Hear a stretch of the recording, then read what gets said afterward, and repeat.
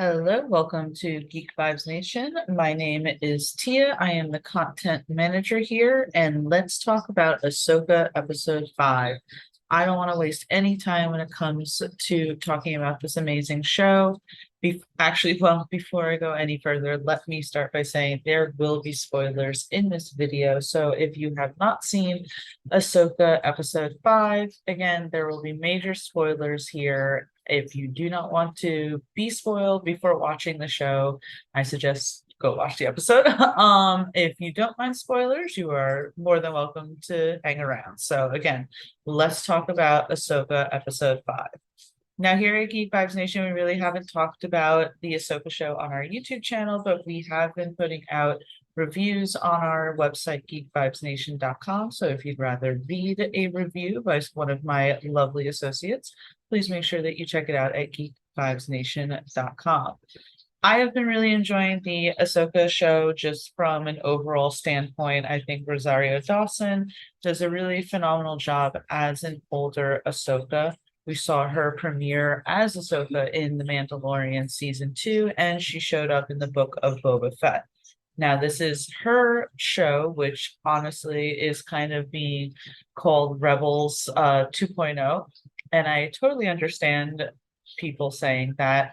I thought it was really funny to hear the thing that, oh, you don't need to watch Rebels before watching Ahsoka. I think you absolutely need to watch Rebels before watching Ahsoka. You should honestly watch the Clone Wars cartoon and Rebels before watching Ahsoka. They are both amazing shows with so much lore and so much development. It's so great.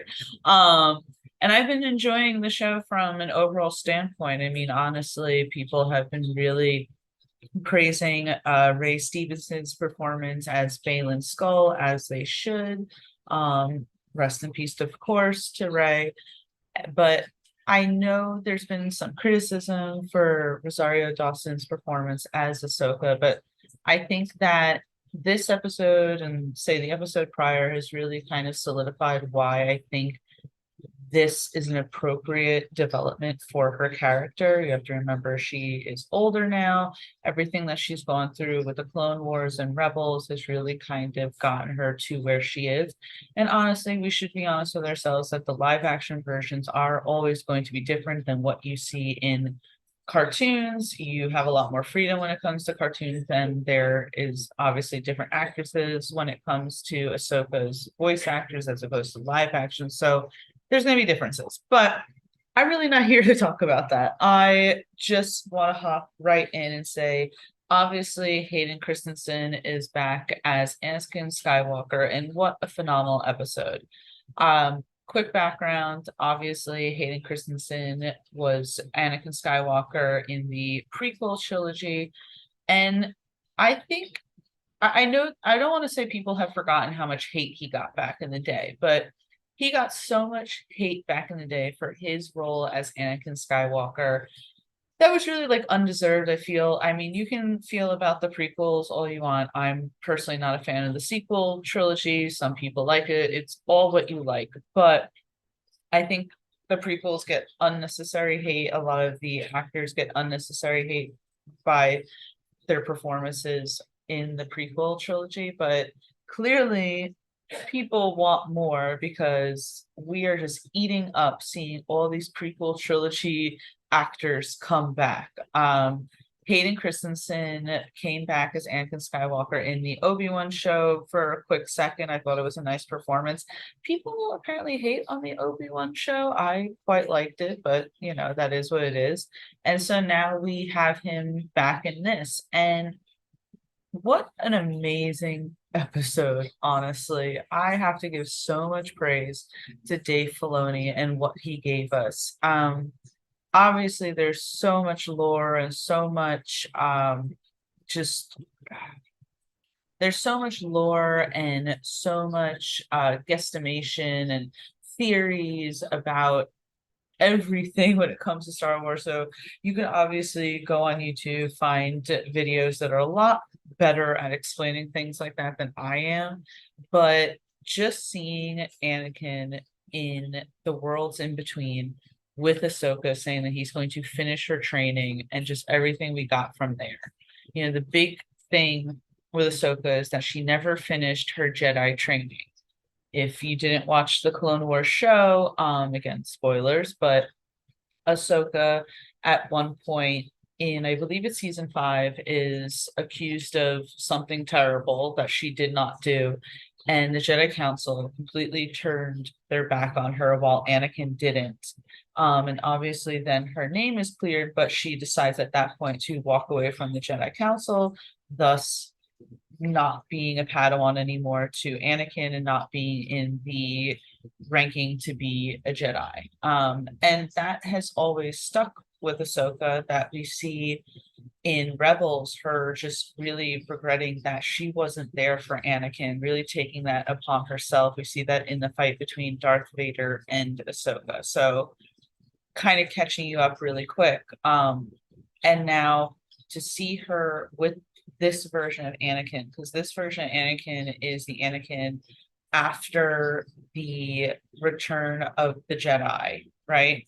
After Return of the Jedi, Luke, fights his father, Darth Vader, for a final moment. Darth Vader kind of has his redemption where he realizes that he messed up, kills the Empire, and they, all that good stuff, right? So this is Anakin who is truly both light and dark. And the whole prophecy of the chosen one and bringing balance to the force. And there was all these like really great theories online that Anakin could be the next Mortis God, which again, I am not even going to begin on that lore. There are a lot more people on YouTube who are better than I am to explain all that. But the scenes in the show of Hayden Christensen and Rosario Dawson acting these characters who have been popularized not only by these actors, but the actors from the Clone Wars, I think they did a great job in bringing that whole Anakin and Ahsoka, Master and Padawan relationship to the live action. That's one of the best relationships in the Clone Wars cartoon, is between Anakin and Ahsoka.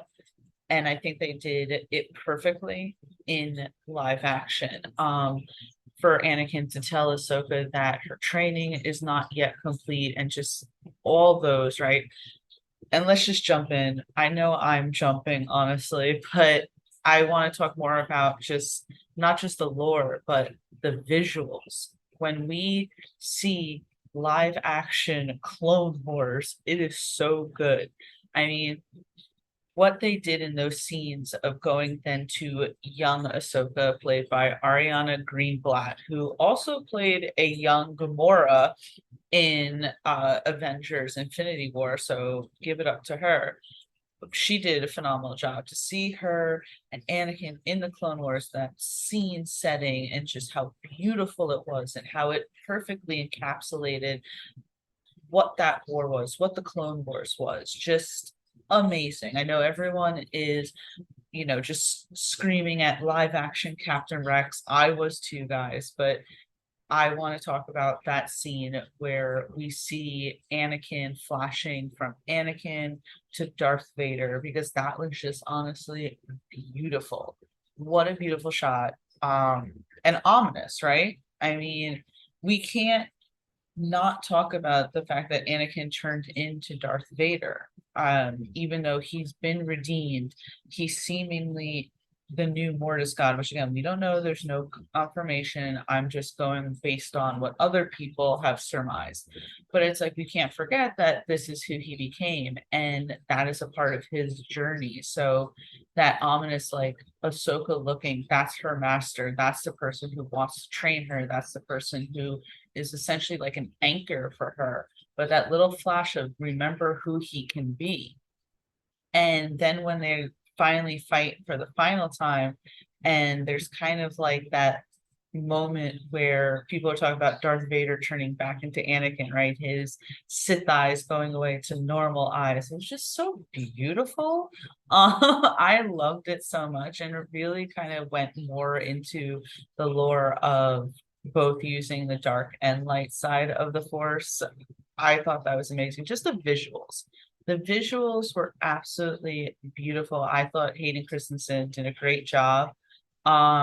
I'm gonna say it now. I think that people were way too harsh on him back in the day, but also, I mean, he was a young actor. I'm gonna be honest with you. He was a young actor. I always liked him as Anakin Skywalker, but maybe it was just because of the times or whatever. But his character in that sense in the live action didn't have in the prequels, right?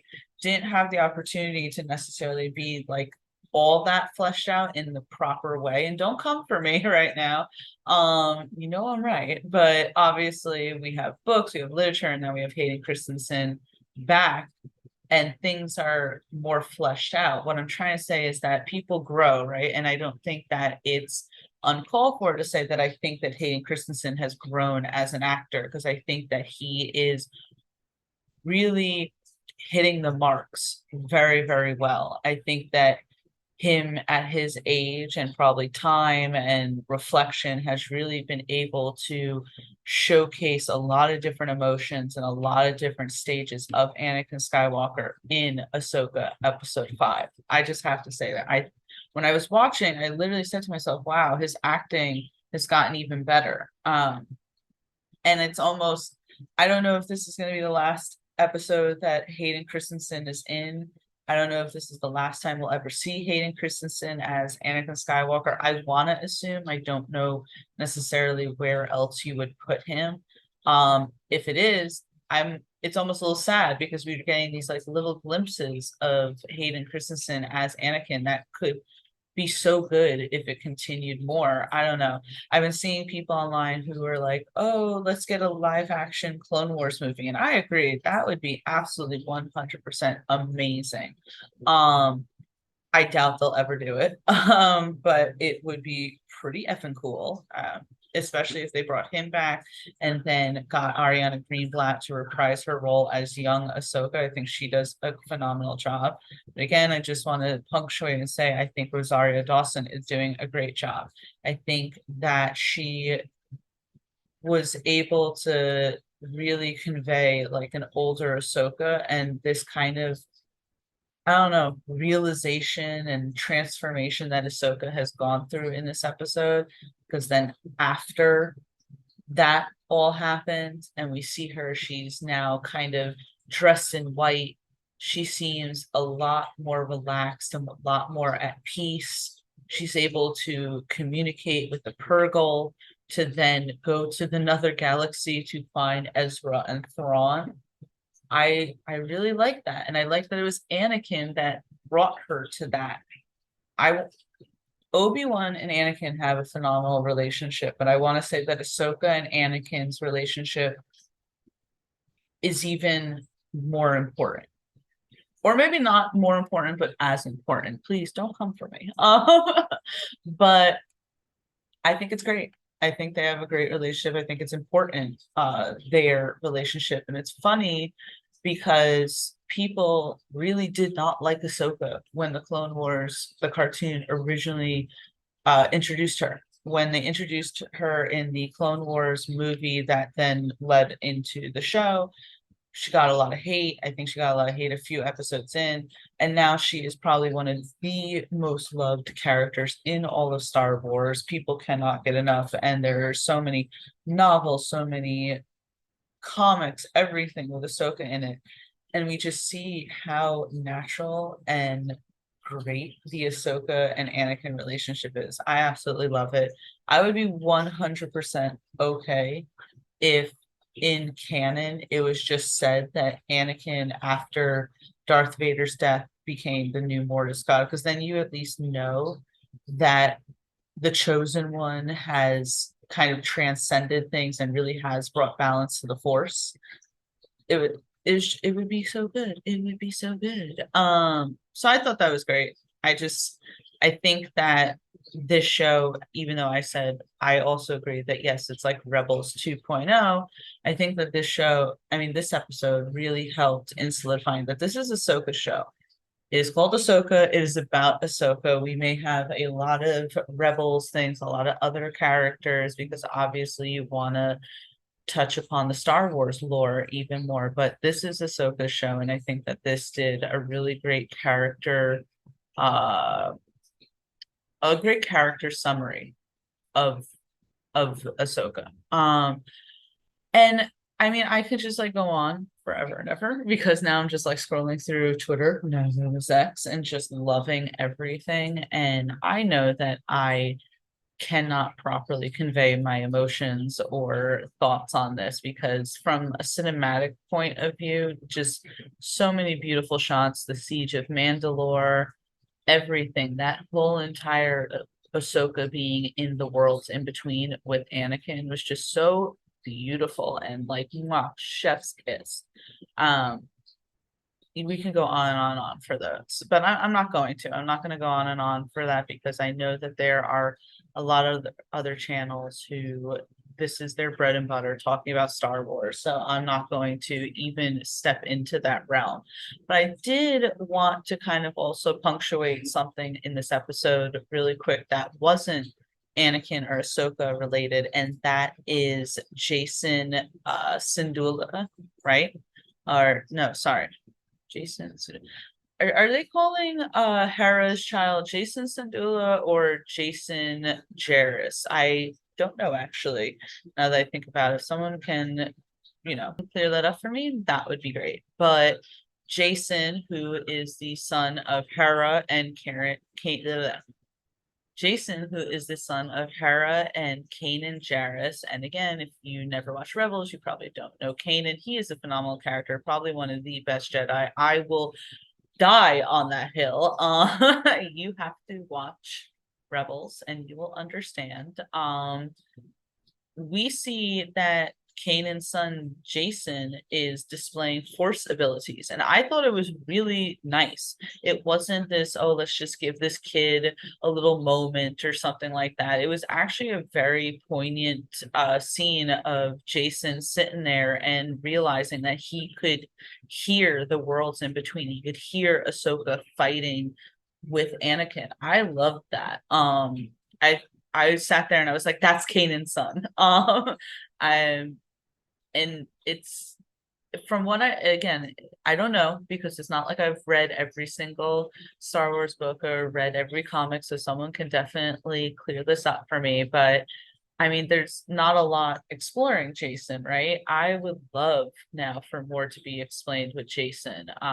The Star Wars world is so vast, and for him to come from someone like Kanan Jarrus and to then get his own force powers, and then I would love to see him get a lightsaber. I just thought it was so cool. I think they did really great with his scene and him being the one to sense them and then help his mother find where Ahsoka was. That was great. That was so great. Again, Ahsoka communicating with the Purgles and just the absolute serenity that she seems to be experiencing now that she's had that moment with Anakin is just so good. Yeah, I'm not gonna keep going on and on. You I spoiled a lot, right? But you should still watch episode 5 if you have not watched it already. Let me know what you thought of Hayden Christensen returning back as Anakin Skywalker, all those amazing Clone Wars era scenes that we got, and what you thought of Ahsoka's training essentially being completed now, because that was kind of the whole thing, right? Her training is now complete. I would honestly love a scene, and again, maybe this would be fan service, but I want to see a scene of Anakin and Ian McGregor's Obi-Wan Kenobi together, like looking over something. I want them to be together in the afterlife. Let's see that.